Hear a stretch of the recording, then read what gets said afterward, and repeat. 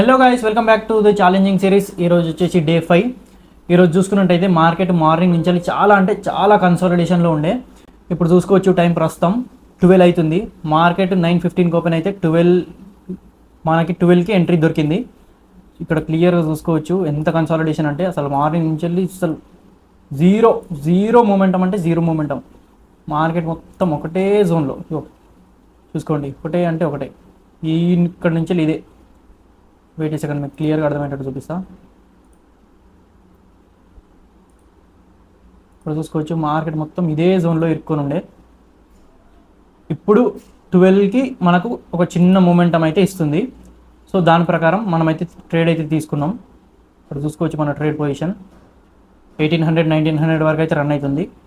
కాకపోతే ఏంటంటే మన టార్గెట్ మన స్టాప్ లాస్ అనేది ముందే పెట్టేసుకున్నాం కాబట్టి దానికోసం వెయిట్ చేస్తున్నాం అన్నమాట. మనం ఇప్పుడు ప్రస్తుతానికి ఇప్పుడు చూసుకోవచ్చు మన టార్గెట్ వచ్చేసి ఇది 1:2 రేషియోలో మనం టార్గెట్ అయితే తీసుకోవడం జరుగుతుంది.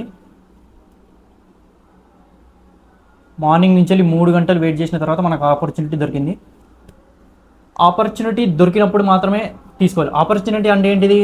మన ఎనాలిసిస్ ప్రకారం ట్రేడ్ వచ్చినప్పుడు మాత్రమే ట్రేడ్ తీసుకోవాలి. అలా అని చెప్పేసి ఏముందిలే మార్కెట్ పైకి కిందికి అయితేనే ఉంటుంది, మనం పైకి మూమెంటం క్యాప్చర్ చేసుకుందాం, స్కాల్పింగ్ చేసుకుందాం, ప్రాఫిట్స్ జనరేట్ అయితే అనుకుంటే మాత్రం ఆ స్కాల్పింగ్ మూమెంటంలోనే ఏమవుతుంది, హెవీ లాసెస్ అయ్యే ఛాన్సెస్ ఉంటాయి. అందుకని మనం ఏం చేస్తాం, చాలా క్లియర్గా మన అనాలిసిస్ ప్రకారమే ట్రేడ్ తీసుకుంటాం అనమాట. సో అందుకని మన అనాలిసిస్ ప్రకారం ట్రేడ్ వచ్చేంత వరకు మనం వెయిట్ చేయాలి.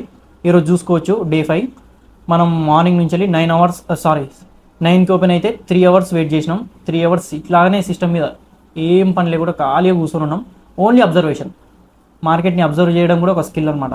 అంటే మూమెంటం ఎలా ఉంటుంది, క్యాండిల్ ఎలా బిహేవ్ చేస్తున్నాయి అనేది కూడా ఒక గుడ్ పార్ట్ ఆఫ్ ట్రేడింగ్. మనమైతే ఈరోజు నిఫ్టీలో అయితే పొజిషన్ అయితే తీసుకోవడం జరిగింది. 24,100 కాల్ ఆప్షన్లో ట్రేడ్ అయితే తీసుకున్నాం. మన ప్రాఫిట్ వచ్చేసి ఇప్పుడు ప్రస్తుతానికి 2,200 అలా రన్ అవుతుంది. Okay, no problem. మనమైతే ఫస్ట్ టార్గెట్ కోసం వెయిట్ చేద్దాం.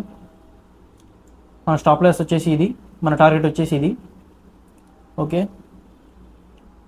వీల్ వెయిట్ అండ్ సీ ఏమవుతుందో.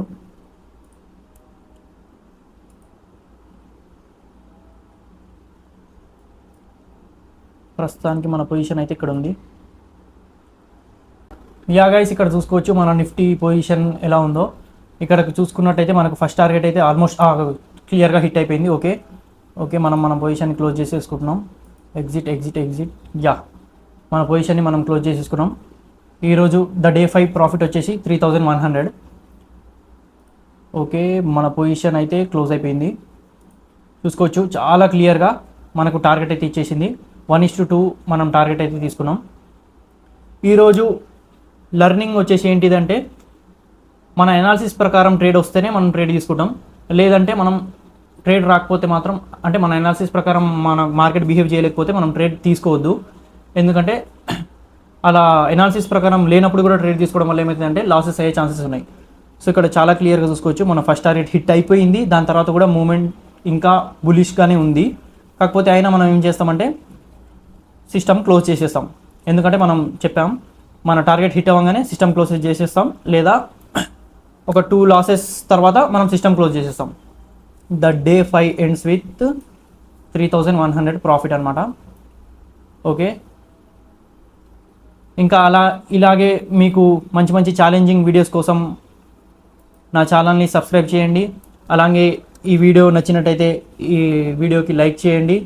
ఇంకా మీ ఫ్రెండ్స్ ఎవరైతే ఆప్షన్స్ ట్రేడింగ్ చేస్తుంటారో వాళ్ళకి ఈ వీడియోని షేర్ చేయండి. That's it guys, stay connected with me. Bye.